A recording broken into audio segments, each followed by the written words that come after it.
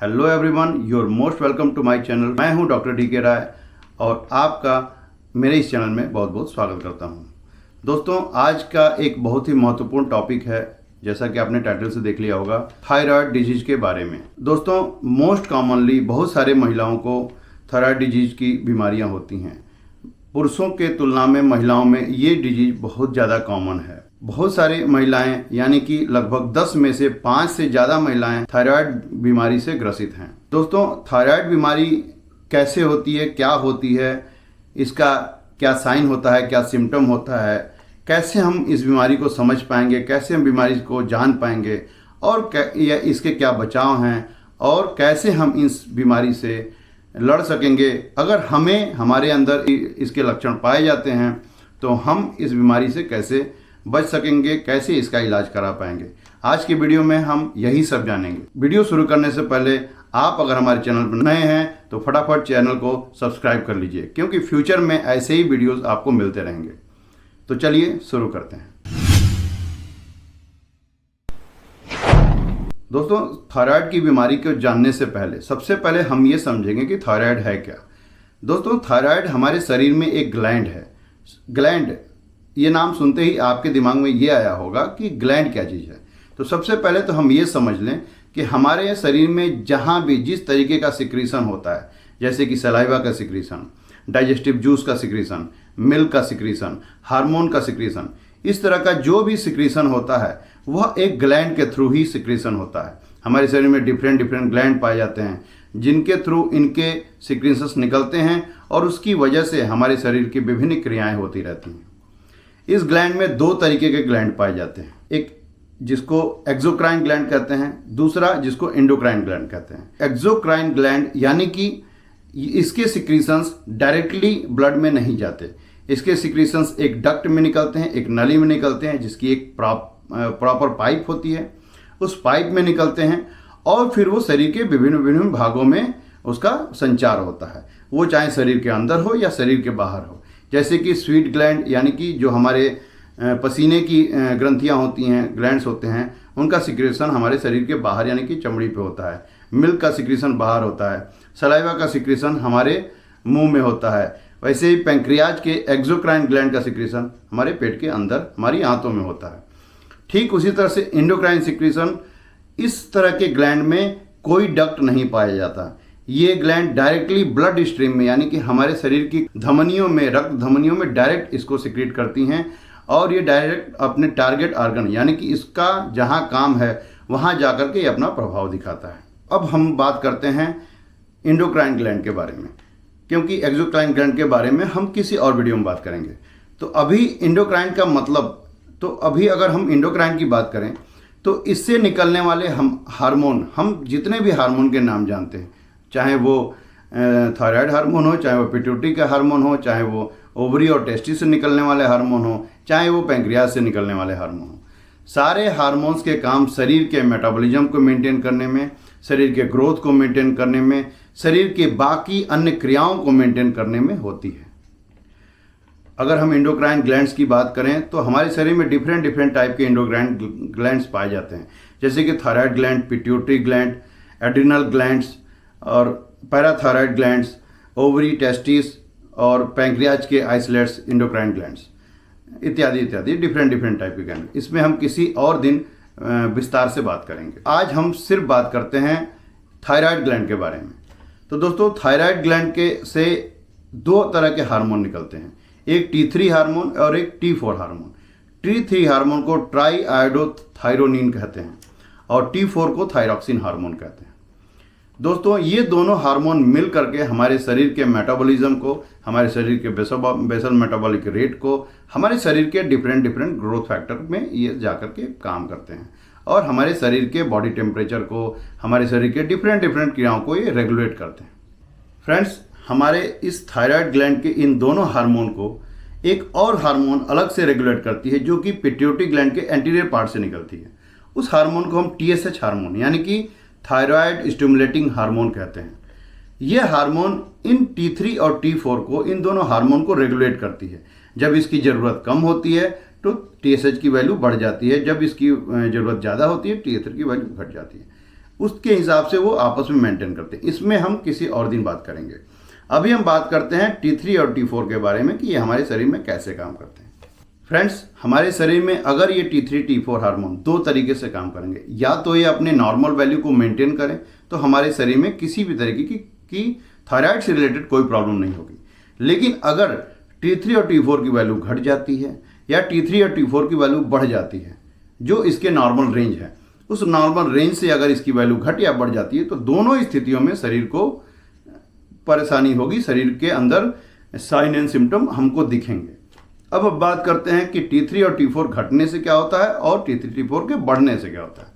दोस्तों, T3 और T4 अगर घट जाता है तो उसको हम हाइपोथायराइडिज्म कहते हैं, और T3 और T4 यानी कि ट्राईआयोडोथायरोनिन और थायरॉक्सिन, ये दोनों हार्मोन अगर बढ़ जाते हैं तो हम इसको हाइपरथायराइडिज्म कहते हैं।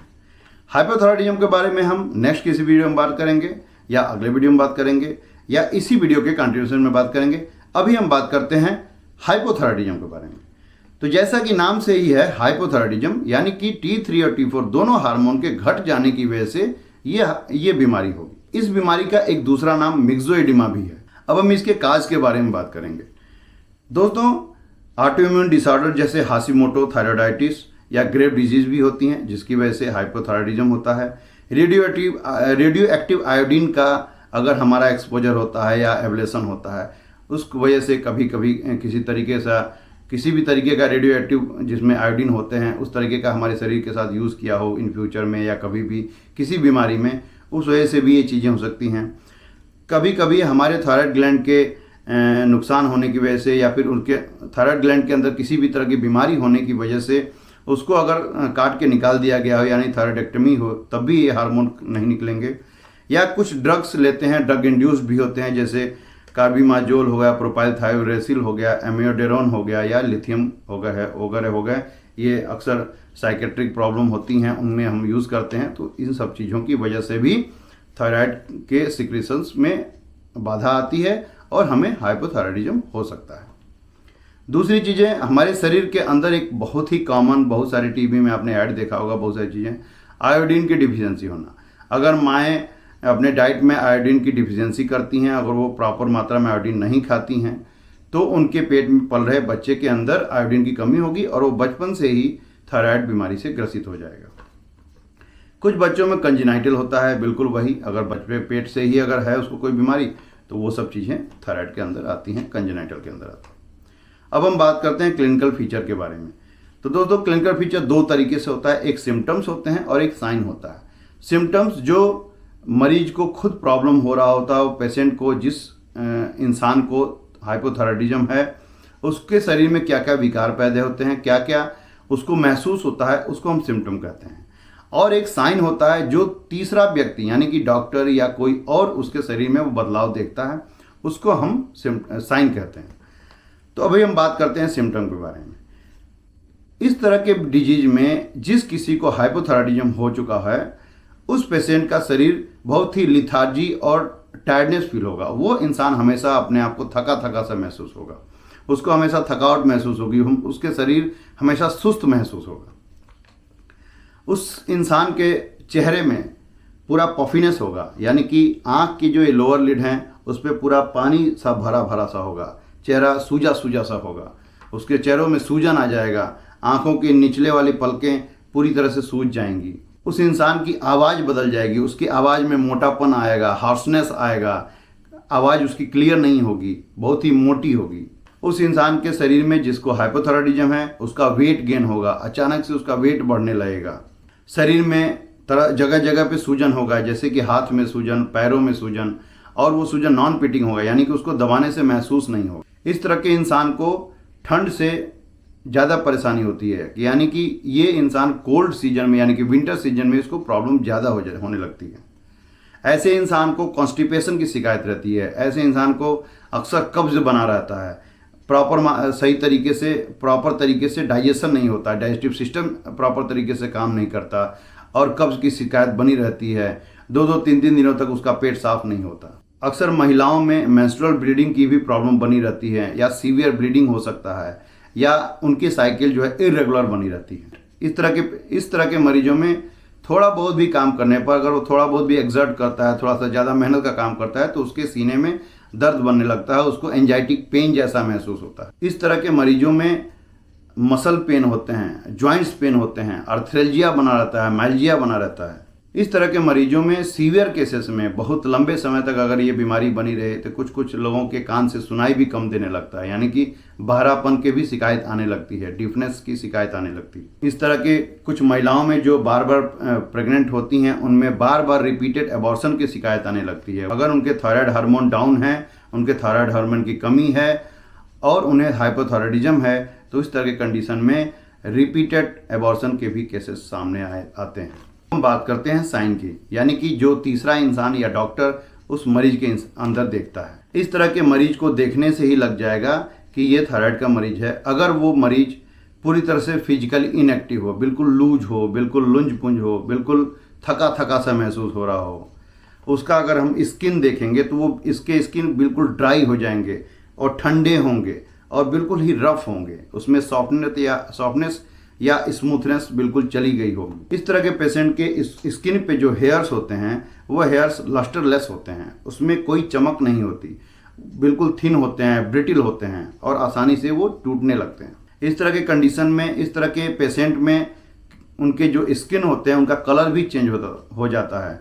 उनका कलर अक्सर जो है कैरोटीन की वजह से, एक कैरोटीन पिगमेंट होता है जिसका कलर येलो होता है, उसकी अधिकता होने की वजह से उनका स्किन का कलर येलोइश हो जाता है। इस तरह के मरीजों में एनीमिया की शिकायत भी बहुत सारे केसों में देखी गई है। माइल्ड टू मॉडरेट एनीमिया की शिकायतें हो जाती हैं, उनके अंदर खून की कमी भी हो जाती है। ऐसे मरीजों का जो आवाज़ होता है वो बहुत ही हॉर्स हो जाता है, बहुत ही डीप होता है। अगर वो आपसे बात करेंगे तो उनकी आवाज़ आपको मोटी सुनाई देगी, बहुत ही डीप सुनाई देगी, उनके में अंदर बदलाव दिखाई देगा। ऐसे मरीज अचानक से धीरे धीरे मोटे होते जाते हैं, उनका वेट बढ़ने लगता है, ओबेसिटी होने लगती है, उनके एक्सट्रीमिटी यानी कि उनके हाथ पैरों में सूजन आने लगता है, चेहरे में सूजन आने लगता है, दोनों आँख के नीचे पफिनेस भरा रहता है। जैसे एक इंसान जब सो करके उठता है और उसका चेहरा सूजा रहता है, या फिर कोई एक क्रॉनिक एल्कोहलिक, बहुत लंबे समय से कोई इंसान अगर अल्कोहल ले रहा होता है तो उसके चेहरे में जैसे सूजन आ जाती है परमानेंट क्रॉनिक तरीके से, उसी तरीके का सूजन इस बीमारी में भी होने लगता है। और ऐसे इंसान में न्यूरोलॉजिकल प्रॉब्लम भी होने लगती है। न्यूरोलॉजिकल प्रॉब्लम में जैसे कि रिफ्लेक्सेस आना, किसी भी तरह के चोट लगने पे जितने जल्दी से वो रिस्पांस करता है उस रिस्पांस में डिले होने लगता है, वह बहुत ही स्लो रिस्पांस करता है। तो दोस्तों ये रहे साइन और सिम्टम, आपको अच्छे से समझ में आ गए होंगे। अगर किसी भी तरीके से ये सब समझ में नहीं आए होंगे तो आप मुझे नीचे कमेंट में कर सकते हैं। दोस्तों इस बीमारी के इलाज के लिए हम T4 यानी कि थायरॉक्सिन हार्मोन लेते हैं, इसको ऐड करते हैं, वो भी डॉक्टर की सलाह से, क्योंकि उसका जो एक टेस्ट होता है जिसको थायराइड फंक्शन टेस्ट बोलते हैं, जिसमें हम ब्लड के अंदर T3 और T4 को टेस्ट करते हैं, साथ में हम TSH को भी टेस्ट करते हैं, क्योंकि TSH जस्ट अपोजिट तरीके से काम करता है। अगर शरीर में T3 T4 की वैल्यू कम होती है तो TSH बढ़ने लगता है, अगर T3 T4 की वैल्यू बढ़ती है तो TSH घटने लगता है। तो दोस्तों इसमें खास तौर पे हम T3 T4 के फ्री फॉर्म को ही टेस्ट करते हैं, क्योंकि T3 T4 हार्मोन हमारे शरीर में दो तरीके से बंधा होता है। थायराइड बॉन्डिंग प्रोटीन होते हैं, उनसे ये सारे हार्मोन मोर देन 90% बाउंड होते हैं। 5 से 10% ही हार्मोन होते हैं जो फ्री फॉर्म में होते हैं, और वही हार्मोन हमारे शरीर में काम आते हैं। तो जब हम इन्वेस्टिगेशन करते हैं तो हम थायराइड के फ्री T3 और फ्री T4 फॉर्म को ही टेस्ट करते हैं, और साथ में सीरम TSH वैल्यू को भी टेस्ट करते हैं। फिर इस टेस्ट के एनालिसिस के आधार पर हम डिसाइड करते हैं कि पेशेंट को हाइपोथायराइडिज्म है या हाइपरथायराइडिज्म है, और ये प्राइमरी है या सेकेंडरी है। फ्रेंड्स, तो ये रही हाइपोथायराइडिज्म के बारे में। अब हम हाइपरथायराइडिज्म को नेक्स्ट वीडियो में देखेंगे, क्योंकि ये वीडियो बहुत ज़्यादा लंबी हो गई है, और अगर हम हाइपरथायराइडिज्म की बात करें तो लगभग घंटों बीत जाएंगे, इसलिए इस वीडियो को हम यहीं ख़त्म करते हैं। तो फ्रेंड्स, मैं आशा करता हूं कि आपको इससे जानकारी मिली होगी और बहुत कुछ आपका डाउट क्लियर हो गया होगा। अगर आपको फिर भी कोई प्रॉब्लम है समझने में या जानने में तो आप नीचे कमेंट करिए, और आपको किसी भी तरह का कोई प्रॉब्लम हो तो नीचे कमेंट में लिखिए, हम उसको फिर से नए वीडियो बना करके उसको आपको प्रेजेंट करेंगे, या फिर अगर छोटी बात होगी तो हम उसको वहीं मेंशन कर देंगे। अगले वीडियो में हम समझेंगे हाइपरथायराइडिज्म के बारे में, यानी कि जस्ट इसका उल्टा। अगर हमारे शरीर के अंदर थायराइड की वैल्यू बढ़ने लगे तो हमारे शरीर में किस तरह के विकार होंगे, किस तरह के बदलाव होंगे, किस तरह के साइन होंगे, किस तरह के सिम्टम होंगे। तो भूलिएगा नहीं दोस्तों, आप इस चैनल को सब्सक्राइब करिए, लाइक करिए और शेयर करिए, दूसरों को भी शेयर करिए, अपने रिलेटिव को शेयर करिए ताकि उनको भी ये जानकारी मिलती रहे। और हाँ, अगर आप हमारे चैनल पर नए हैं तो नीचे लाल वाला बटन सब्सक्राइब कर लीजिए, क्योंकि आपको बहुत सारी बीमारियों के बारे में जानकारियाँ आप मिलती रहेंगी। और हाँ, सब्सक्राइब करने के बाद बगल में घंटी का बटन दबाइए और उसका ऑल सेलेक्ट कर लीजिए ताकि नोटिफिकेशन आपको सबसे पहले मिलते रहे। और आपकी जानकारी के लिए बता दूं कि अब से वीडियो हर रविवार को सुबह 8 बजे ये पब्लिश होता रहेगा। हर सप्ताह आपको एक नई वीडियो मिलती रहेगी। तो मिलते हैं अगले वीडियो में अगले संडे को। तब तक के लिए जय हिंद, जय भारत।